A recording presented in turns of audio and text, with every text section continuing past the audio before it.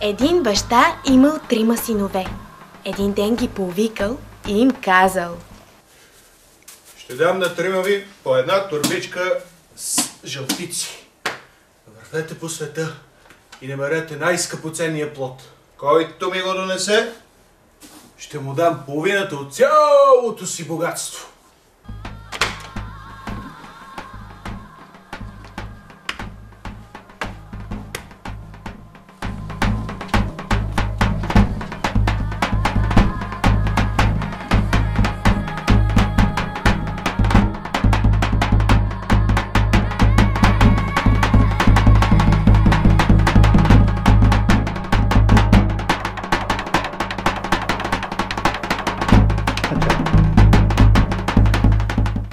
След 3 години 3-мата се върнали при баща си.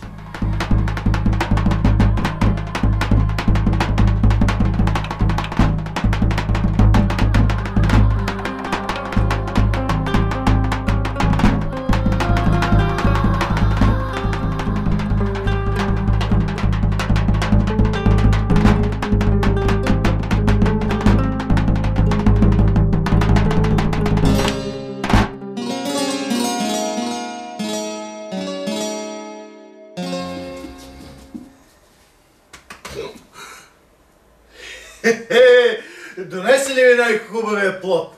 Най-скъпоценният плод, тате, трябва да е този, който е най-сладък. И аз ти нося грозде. От всичките плодове, които ражда нашата земя, гроздето е най-сладкият плод. Хубаво си направил, синко.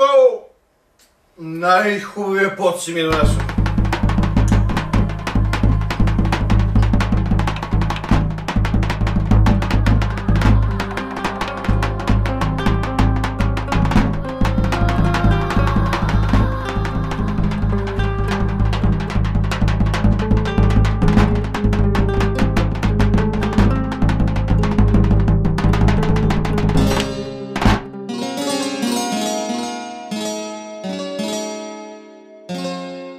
Какъв плод си ми донесъл? Татко, аз мисля, че най-скъпоценният плод е този, който се намира най-рядко. Затова отидох в южните страни и ти купих най-редките плодове, които не растат у нас.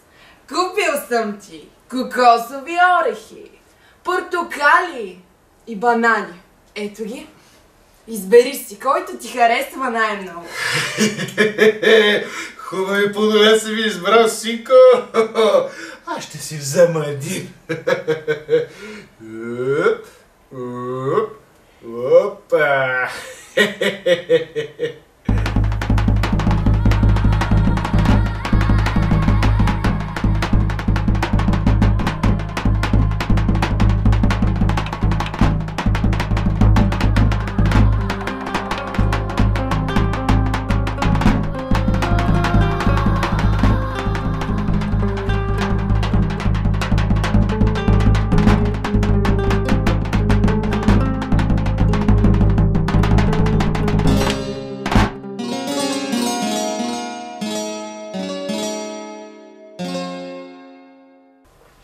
А ти, синко, какво ми донесе?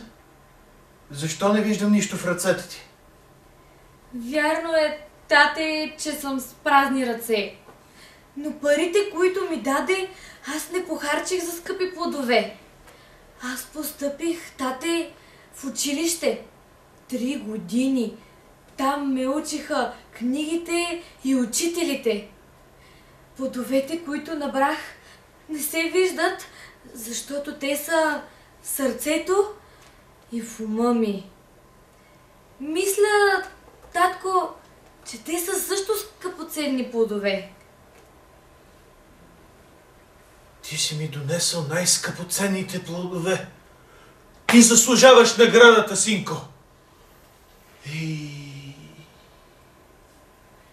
няма по-скъпи плодове от тия, които знанието дава на човека.